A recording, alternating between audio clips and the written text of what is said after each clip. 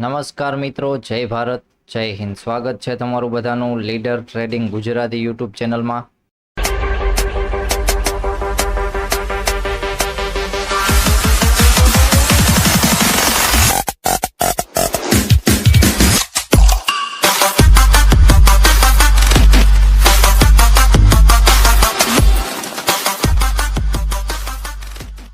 ચલો મિત્રો, આજે હતી 25 જૂન અને ફિન નિફ્ટીનો ક્યાંક એક્સપાયરી દિવસ હતો. તો કાલના દિવસે આપણે ફિન નિફ્ટીના પણ લેવલ સેન્ડ કરેલા હતા અને ફિન નિફ્ટીની, બેંક નિફ્ટીની બધી ચર્ચા કરી હતી ટુમોરોના વિડીયોમાં. અને આજના દિવસે આપણે લાઈવ આવ્યા હતા, પણ લાઈવમાં નેટવર્કનો પ્રોબ્લેમ થતો હતો વધારે, એટલા માટે નેટવર્કના હિસાબે જ લાઈવ ઓટોમેટિક બંધ થઈ ગયું. પછી જે એક સારી મુવમેન્ટ આવવાની હતી, તો સારી મુવમેન્ટ આવી ગઈ હતી. તો પછી માર્કેટ થોડુંક એક રેન્જમાં સાઇડવેઝ ટુ અપ ટ્રેન્ડમાં મુવમેન્ટ આપતું હતું. તો પછી એવું હતું કે વધારે મુવમેન્ટ નહીં આવે, એટલા માટે સેકન્ડ લાઈવ હતું 2 વાગ્યા પછીનું, તો એ પણ મેં આજે કેન્સલ રાખ્યું હતું.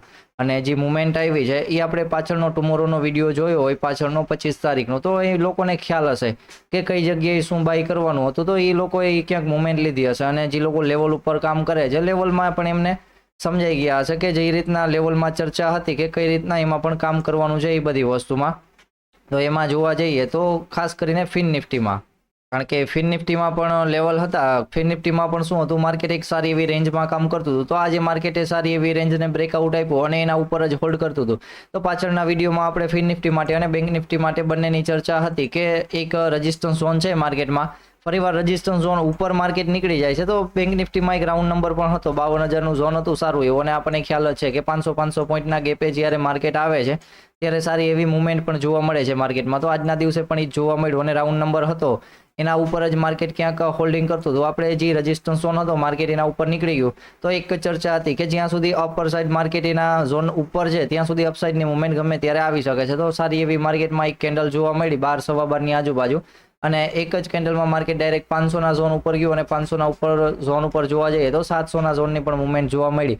કારણ કે જે લોકોએ સવારમાં અહીંયા પુલબેકમાં બાય કર્યું છે એમને પણ નાનો એવો ટાર્ગેટ એક 200ના ઝોન સુધી પણ આવ્યો. તો પછી ફરીવાર માર્કેટમાં બીજો પુલબેક આવ્યો સ્પીડમાં અને એના ઉપર પણ કંઈક સારી એવી મુવમેન્ટ જોવા મળી. અને ખાસ કરીને જોવા જઈએ તો નિફ્ટી માટે, ને નિફ્ટી માટે પણ ક્યાંક સારી એવી મુવમેન્ટ હતી.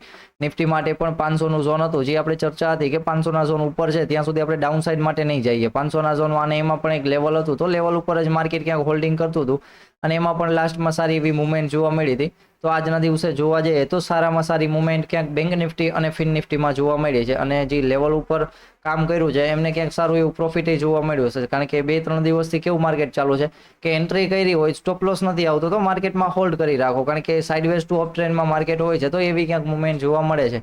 અને જે લોકો ડાયરેક્ટ સ્કેલ્પિંગમાં ગયા હશે એમને પણ સારી એવી મુવમેન્ટ જોવા મળી હશે આજના દિવસ માટે.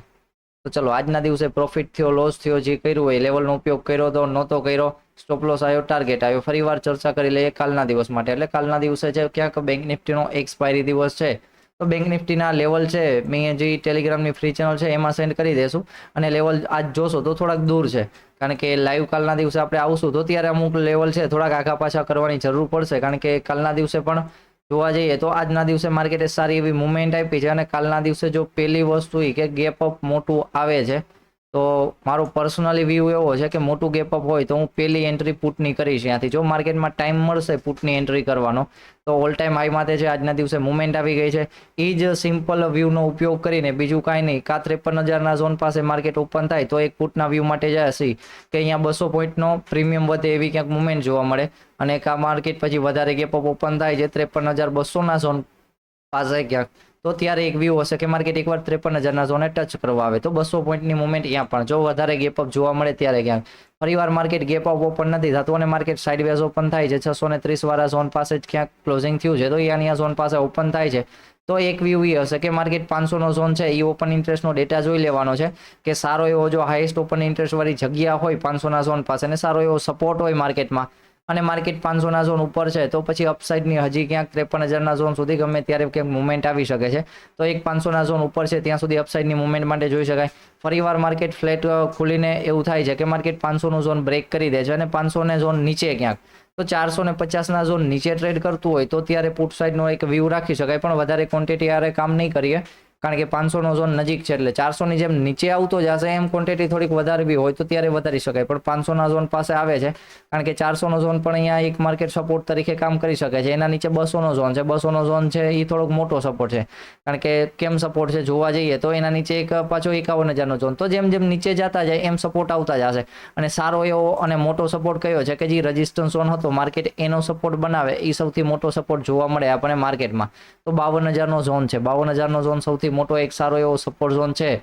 તો માર્કેટ અહીંયા તો એટલું બધું તો કાલના દિવસે જોવા ન મળવું જોઈએ, જે પ્રમાણે મુવમેન્ટ છે એ પ્રમાણે, પણ જોઈએ કાલના દિવસે કયા ઝોન પાસે માર્કેટ આવે છે. કા પછી માર્કેટ ઓપન થાય છે ક્યાંય 200ના ઝોન પાસે, તો પણ એક વ્યૂ એવો હશે કે 200ના ઝોન ઉપર છે, માર્કેટમાં સારી એવી મુવમેન્ટ આવી છે, તો થોડુંક પુલબેક પણ મળી ગયો છે, તો ફરીવાર અહીંયાથી 200ના ઝોન પાસેથી એક બાઇંગની મુવમેન્ટ જોવા મળે કે ફરીવાર માર્કેટ 700ના ઝોન સુધી ક્યાંક મુવમેન્ટ આપે અને ફરીવાર 500ના ઝોન પાસે માર્કેટ નીચે નીકળી જશે તો ઓછી ક્વોન્ટિટી હારે કામ કરશું અને 200ના ઝોન પાસેનો ક્યાંક ટાર્ગેટ જોવા મળી શકે, કારણ કે વચમાં ક્યાંય માર્કેટમાં બાઇંગ આવી જાય છે, ફરીવાર માર્કેટ 500 ઉપર ટ્રેડ કરે છે તો એ 500ના ઝોન પાસે, કારણ કે 500ના ઝોન ઉપર અપસાઇડનો જ વ્યૂ છે, 500ના ઝોન નીચે છે તો ડાઉનસાઇડનો નાનકડો વ્યૂ છે, પણ 200નો ઝોન પણ બ્રેક થઈ જાય તો 200 પોઈન્ટનું બેઠે બેઠું સ્કેલ્પિંગ છે એ મળી જશે 52,000ના ઝોન સુધી. અને કાલ પછી થાય છે એવું કે હીરો ઝીરો માટે, તો હીરો ઝીરોની પણ ચર્ચા કરી લે. કાલના દિવસે માર્કેટ અહીંયા ને અહીંયા ક્યાંક રેન્જ બનાવીને હોલ્ડ કરે છે સારું એવું, અને 500ના ઝોન ઉપર જ માર્કેટ હોલ્ડ કરતું હોય, 500ના ઝોન નીચે ક્યાંય એક કેન્ડલ નીકળી પણ ન હોય કે વીક પણ ન નીકળી હોય, આવું માર્કેટ હોલ્ડ કરતું હોય અને ઉપર પણ વધારે જતું ન હોય કે 800ના લેવલ ઉપર, તો પછી માર્કેટ કાલના દિવસે હીરો ઝીરોમાં જ્યારે પણ 800નું ઝોન બ્રેક કરે છે માર્કેટ આખો દિવસ હોલ્ડ કરીને, તો ત્યારે માર્કેટમાં સારી એવી મુવમેન્ટ આવી શકે છે અને 53,000ના ઝોન ઉપર પણ ક્યાંક માર્કેટ નીકળી શકે છે હીરો ઝીરોની મુવમેન્ટ. તો ત્યારે માર્કેટમાં શું હશે કે 800નો જે સી હશે એના ભાવ માર્કેટમાં પ્રીમિયમ છે એ રોકેટ થવાની સંભાવના વધારે છે. જો આવી જગ્યાએ માર્કેટ હોલ્ડ કરે છે ને ત્યારે પછી બ્રેકઆઉટ મળે છે તો ત્યારે ક્યાંક, તો ત્યારે હીરો ઝીરો કરવું હોય તો એનો ક્યાંક પ્લાનિંગ કરી શકાય. ફરીવાર થાય એવું કે માર્કેટ સાઇડવેઝમાં હોલ્ડ કરતું હોય અને 500 ને 700ના ઝોન વચ્ચે હોલ્ડ કરતું હોય અને 500નો ઝોન બ્રેકઆઉટ થાય છે પણ માર્કેટ ફરીવાર એના ઉપર એક નાનકડી કેન્ડલ સ્ટિક પેટર્ન આપી દે તો અહીંયાથી ફરીવાર એકવાર બાઇંગનો વ્યૂ જોવા મળી શકે, કારણ કે માર્કેટ એક અપટ્રેન્ડમાં છે તો અપટ્રેન્ડના વ્યૂ માટે વધારે, ડાઉન ટ્રેન્ડનો વ્યૂ ક્યારે કે જો માર્કેટ વધારે ગેપ અપ ખુલી જાય છે તો ત્યારે માર્કેટમાં જગ્યા હશે કે ડાઉન ટ્રેન્ડને, અથવા માર્કેટ સાઇડવેઝ ઓપન થઈને પણ વધારે સારી એવી મુવમેન્ટ આપી દે છે 2 કે અથવા 3 કેન્ડલમાં, તો પણ થોડું ગેપ ડાઉન આવી જાય માર્કેટ અને થોડીક મુવમેન્ટ પુટ સાઇડની ત્યારે જોઈ શકાય, કારણ કે મુવમેન્ટ સારી આવે છે, માર્કેટ હોલ્ડ પણ થઈ ગયું છે, તો કાલે વળી થોડીક મુવમેન્ટ આવે, વળી હોલ્ડ થઈને થોડીક મુવમેન્ટ આવે તો આવી રીતના ક્યાંક આશા છે. પણ પુટ સાઇડની એન્ટ્રીમાં જો સ્કેલ્પિંગના વ્યૂમાં જવાનું થાય અને વધારે એવું લાગે કે પોઈન્ટ મળે છે તો તરત એસએલ ટ્રાયલ કરવાનો થાય, પછી સારા એવા ઝોનનું બ્રેકઆઉટ આવે તો પછી પુટ સાઇડની એન્ટ્રી ક્યાંક હોલ્ડ કરીને બેસી શકાય. તો ચલો વાત કરી લઈએ નિફ્ટી માટે. નિફ્ટી માટે ઝોન છે એ પરફેક્ટ ઝોન નજીક નથી આવતું, કારણ કે 700નું ઝોન પણ માની શકાય અને 600નું ઝોન પણ માની શકાય, પણ આપણે થોડુંક દૂરનું લેવલ ઉપયોગ લઈએ છીએ તો 600નો ઝોન એક સારો એવો સ્ટ્રોંગ સપોર્ટ છે નિફ્ટી માટે. 600નું ઝોન બ્રેક થાય છે, 600નું ઝોન, તો એના નીચે માર્કેટમાં 500 અને 400ના ઝોન ક્યાંક જોવા મળી શકે. કાલના દિવસે ફરીવાર માર્કેટ ઓપન થાય છે 640 વાળા ઝોન પાસે, પણ 620 વાળા ઝોન નીચે ક્યાંય બ્રેક નથી થતું, તો ત્યાં સુધી કાલના દિવસે આપણો અપસાઇડનો વ્યૂ હોવો જોઈએ કે માર્કેટ 800નું લેવલ પણ જોવા મળે સારું એવું.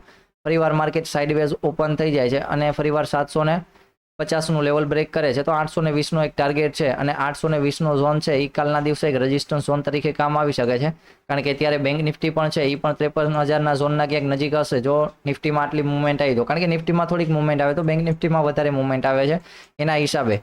પણ જો માર્કેટ છે ડાયરેક્ટ જ 800ના ઝોન પાસે ઓપન થઈ જાય છે અને 840 ઉપર હોલ્ડ કરે છે તો પછી નેક્સ્ટ ટાર્ગેટ હશે એ 24,000નો ટાર્ગેટ ક્યાંક જોવા મળી શકે છે સારો એવો, કારણ કે 24,000 અને 23,500 બંનેના વચમાં એક ઝોન આવે છે એ 800નો ઝોન છે, તો 800ના ઝોન પાસેથી ફરીવાર નક્કી થશે કે માર્કેટમાં 24,000નો ટાર્ગેટ આવે છે કે ફરીવાર ત્યાંથી સેલિંગ જોવા મળે છે. તો કાલના દિવસે માર્કેટમાં 800નું ઝોન છે એક રેઝિસ્ટન્સ ઝોન તરીકે કામ કરવાનું છે, તો અહીંયા વ્યૂ એનો જ જોજો, કારણ કે વધારે અપસાઇડ માટે 840 ઉપર માર્કેટ હોલ્ડ કરતું હોય તો ત્યારે 40 પોઈન્ટનો એસએલ રાખીને 24,000નો ટાર્ગેટ રાખી શકાય, કારણ કે એમાં પણ વધારે 900ના ઝોન પાસે આવી જાય તો આપણે એસએલ ટ્રાયલ કરતું રહેવાનું, કારણ કે જ્યારે 24,000ના ઝોનની નજીક માર્કેટ આવે છે તો અહીંયા વોલેટાઇલ માર્કેટ પણ સારું એવું જોવા મળી શકે છે.